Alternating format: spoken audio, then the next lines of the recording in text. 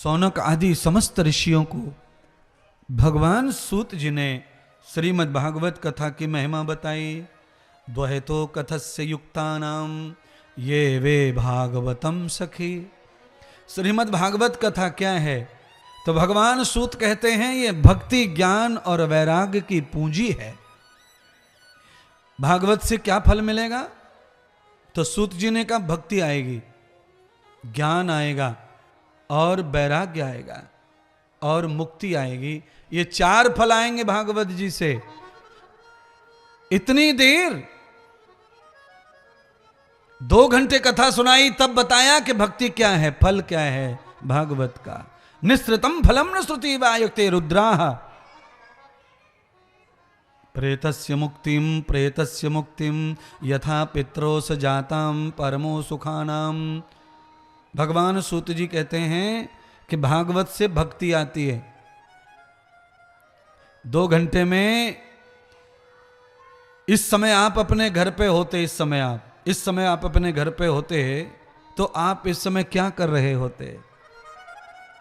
काम, घर का काम या दिया बाती वगैरह वगैरह काम कर रहे होते।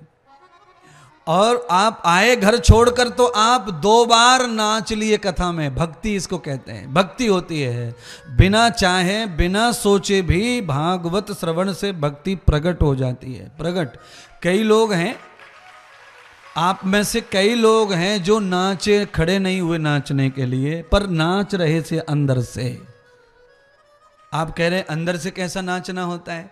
अंदर से नाचना उसको कहते हैं कि सोफा पे बैठे रहें और अंगूठा न्यो न्यो करते रहे नीचे, पैर को अंगूठा समझ गए? इसको कहते हैं भक्ति प्रकट होना है। अब भले ही तुम खड़े नहीं हुए नाचने के लिए, क्या फर्क पड़ता है? मैं सब तरफ जानूं, मैं सबको देखूं इशारों। कोई घुटना ठोक रो, कोई अपना हाथ से नाच रहा, हाथ, ये हाल है महाराज है। इसको भक्ति कहते हैं। यानी कि कोई रोकना चाहे पर रोक सकता नहीं है। हाँ, इतना कर सकते हैं कि बैठे रह सकते हैं, खड़े होने में संकोच कर रहे हैं तो बैठे बैठे भी अंदर जो हिलोर उठ रही हैं उसको भक्ति कहते हैं। आप प्रयोग में नहीं ला रहे हैं उनको, अलग बात है, पर वो तो आ रही है ना, उसे रोक नहीं सकते तरंग को। उसका नाम है भक्ति। ज्ञान, ग ज्ञान, व वैराग्य, तरण। भक्ति ज्ञान वैराग्य पूर्वक अगर है तो निश्चित उससे तरण हो जाता है। बिना भक्ति के तरण नहीं है। ज्ञान से अकेले तरण नहीं होगा।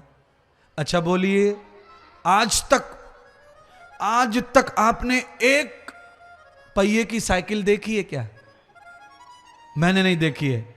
मुझसे कोई बड़ी उम्र के बैठे होंगे, वो बताओ। हो सकता है शुरू में एक पहिए की साइकिल निकली हो, पर ऐसा हो नहीं सकता है।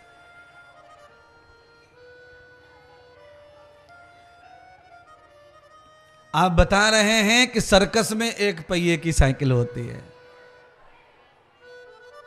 सर्कस में जो साइकिल एक पहिए की होती है उसका नाम साइकिल होता ही नहीं है। वो तो मुझे मालूम है सर्कस का। एक पहिए के ऊपर बैठ करके वो कला करता है, घुमाता है, चलाता है, इधर उधर करता है। पर ध्यान करिए, न प्रपादो न पादस्य मूल एक। भगवान ने मनुष्य से लेकर के जितने भी जीव जंतु हैं उनमें कम से कम भी पैर दिया है तो 2 पैर दिए हैं। 4 पैर, 2 पैर, सहस्रा युक्तो न पदम भूषः। 100 पैर के भी जीव हैं संसार में। 100 पैर वाले जीव आपने देखे नहीं है? 100 पैर के जीव देखें, झुंड के झुंड होते हैं बारिश के समय झुंड के झुंड। रेल किसी इंजन वही है बॉस। 100 पैर वाले जीव यथार्थम कृतमूल जाताम। 2 पैर वाले और 100 पैर वाले और बिना पैर वाले जीव, बिना पैर वाले भी जीव आपने देखे होंगे, है? इसको तो सभी देखे, बड़ा लंबा चौड़ा रहता है पर पैर नहीं है इसके, बिना पैर का जीव है। आप समझ गए, सांप। पर चलता है ना, सांप चलता तो है बिना पैर के। हाँ, बहुत सारी चीज हैं जो चलती हैं बिना पैर के। क्या क्या चलता है बिना पैर के? क्या चलता है? सफेद शर्ट वाले भैया, पैंट वाले भैया, सबसे पूछूंगा, थोड़ा थोड़ा सवाल रहता है। ये तो हो ही गया, एक हो गया, ये तो मैंने ही बता दिया। इसके अलावा मैं बताऊं क्या?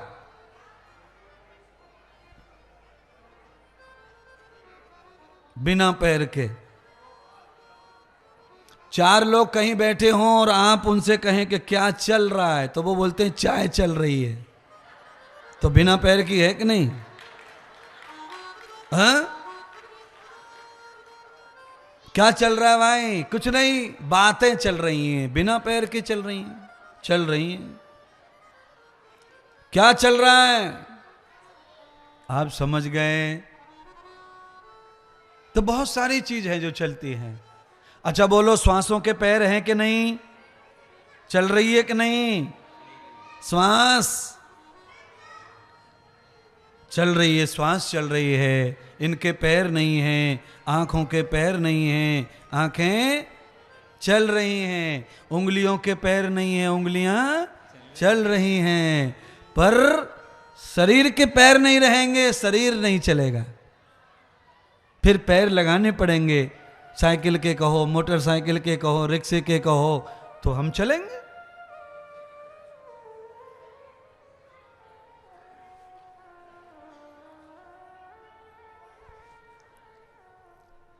सूत जी ने 4 फल भागवत जी के बताए शौनक आदि ऋषियों को।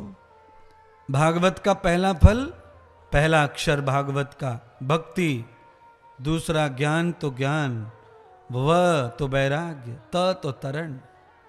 ये 4 फल आते हैं उस व्यक्ति को जो व्यक्ति बिना श्रद्धा के भी कथा में आता है। आप बताओ कितना बढ़िया है कथा का पांडाल। 4 फल तो उसे भी मिलेंगे यहां आने के बाद, ज्ञान, वैराग्य, भक्ति।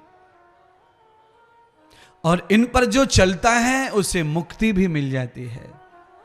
कैसे मुक्ति? धर्म के ऋण से, माता पिता के ऋण से, पितर के ऋण से, देवताओं के ऋण से, ऋषियों के ऋण से भी मुक्ति मिल जाती है कथा से। अगर वो भक्ति में चलता रहे, ज्ञान से, वैराग्य से वो जीता रहे, तो उसे इनसे भी मुक्ति प्राप्त हो जाती है। और जब उसे ऋण से मुक्ति मिलती है तो फिर वो जरा मांस अंडे में नहीं फंसता, फिर वो अनंत अनंत आनंद में, परमानंद के शरीर में प्रवेश हो जाता है। फिर हम भगवान के रोमे में चले जाते हैं।